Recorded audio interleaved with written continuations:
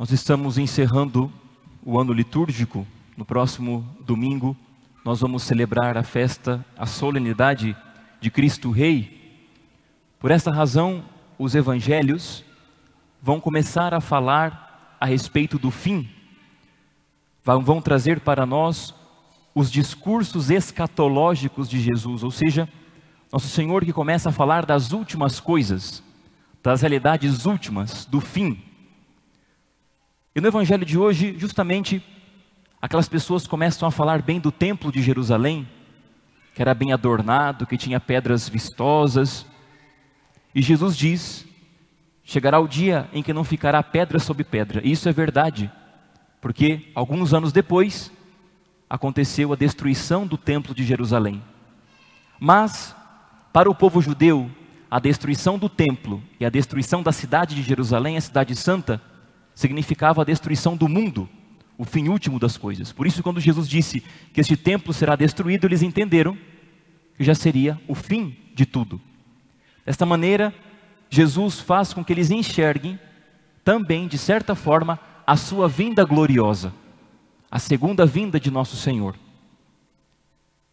Mas, de todas estas locuções que Jesus faz a respeito do fim, as guerras, os terremotos, os sinais no céu, Jesus diz, não vos preocupeis, é necessário que essas coisas aconteçam. E desde sempre essas coisas acontecem. As guerras, as catástrofes climáticas, sempre acontecem, desde o tempo de Jesus. Todos estes textos, principalmente que nós ouvimos na carta de São Paulo diz, quem não trabalhar não deve comer. Por quê?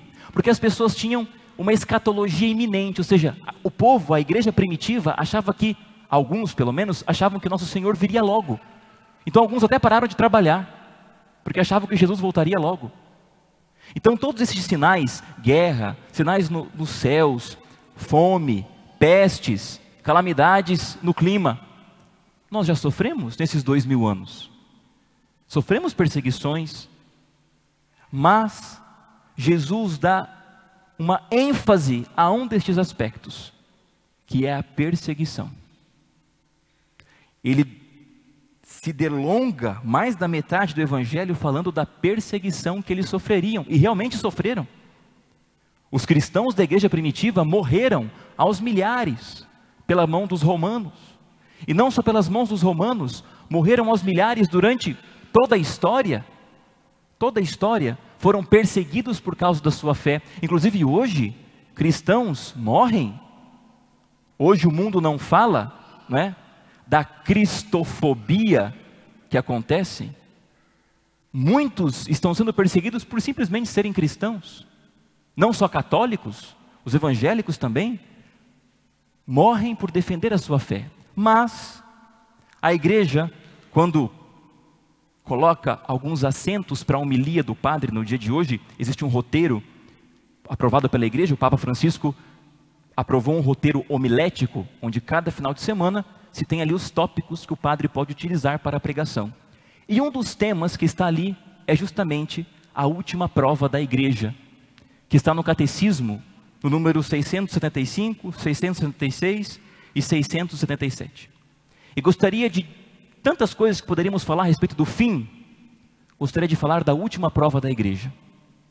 O catecismo diz assim: antes da vinda de Cristo, a igreja deverá passar por uma prova final que abalará a fé de numerosos crentes. Então já aqui nós temos de antemão algo muito certo. A fé de muitos de nós será abalada. Isso é uma certeza. Isso está no catecismo. Nós temos uma ideia de que no fim haverá um triunfo social da igreja. A igreja estará cheia de gente, estará tudo perfeito, tudo maravilhoso. Não será assim. Porque a igreja segue os passos do seu Senhor. A igreja vai seguir os mesmos passos de Jesus: paixão, morte e ressurreição. Por isso que Bento XVI, ele vai dizer que no fim a igreja será pequena. Vai voltar a ser como era no tempo dos apóstolos. Então, esta visão que nós temos às vezes triunfalista, de que a igreja será enorme, conversões em massa, que todo... Não, O catecismo diz que ela passará por uma prova final e que a sua fé será abalada.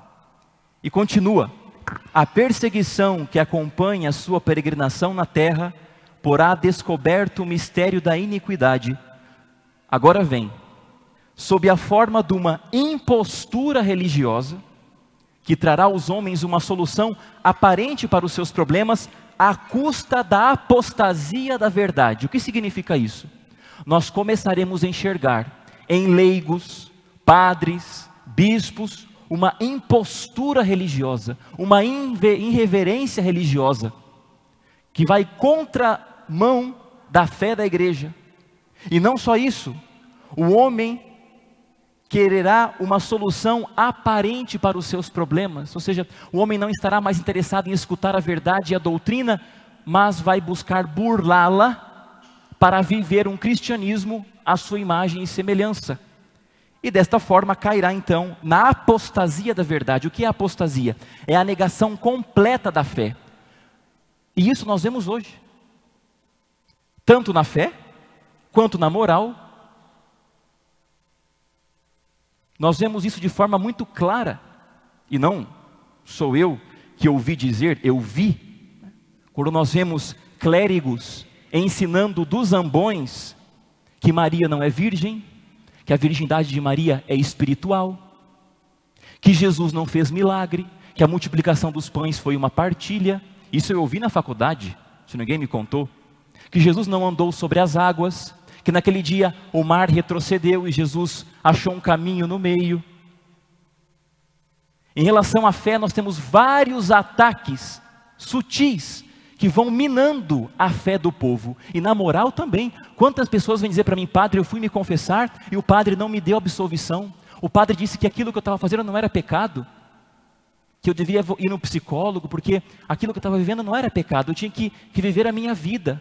Pessoas vêm dizer isso para mim. Muitas pessoas. Ou seja, nós estamos vivendo numa época em que existe uma apostasia, uma negação da verdade da fé. Há um ensino explícito do erro. Um padre esses dias na Alemanha disse para o povo: olha, o aborto é pecado. E o bispo pediu para o padre se retratar. Vocês estão vendo? Isso é algo que nós estamos vivendo, estamos diante dos nossos olhos. A apostasia da verdade. Mas padre, isso é de agora? Não, isso sempre existiu. Mas é que agora a coisa tem sido fomentada. Nós temos visto cada vez mais o erro sendo pregado, e por leigos também. Muitos leigos ensinam o erro, a mentira. Então, esta negação da fé, ela vem de forma sutil, inoculada, uma verdade aparente, mas que no fundo traz uma mentira, como um veneno, que vai minando a fé.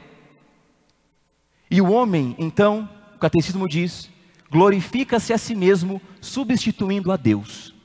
Papa Pio XII dizia assim: na Revolução Protestante, o homem disse não à igreja católica, e sim a Jesus. Não tem igreja, religião não precisa, é só Jesus. Depois o homem disse não a Jesus, porque Jesus é muito focal, não dá para abranger as outras religiões. Então, não Jesus e sim a Deus. É Deus, uma forma genérica. Depois o homem disse não a Deus, e sim ao homem. É nesse pé que nós estamos hoje. Sim ao homem. O homem está substituindo a Deus, como diz o catecismo, e se glorifica a si mesmo. E esta impostura que é do anticristo, já se esboça no mundo, sempre que se pretende realizar na história a esperança messiânica. O que isso significa? Sempre que na história nós queremos realizar este céu que nós esperamos na eternidade, existe um anticristo, que quer fazer da Jerusalém celeste a Jerusalém terrena, trazer para este mundo uma realidade que é do céu, que é da eternidade. E o catecismo continua: e principalmente sobre a forma política de um messianismo secularizado, intrinsecamente perverso. Ou seja, que nós vamos trazer para este mundo a paz perfeita, o bem-estar social perfeito, onde todos viverão como os bem-aventurados estão no céu. Não haverá mais sofrimento, nem dor, nem guerra, nem fome. Nós vamos ver todo mundo em paz. Esse messianismo imediato é do anticristo, não é o de Jesus. Porque Jesus diz: o meu reino não é deste mundo. Por isso, a igreja não entrará na glória do reino, senão através dessa última Páscoa, em que seguirá o Senhor na sua morte e ressurreição.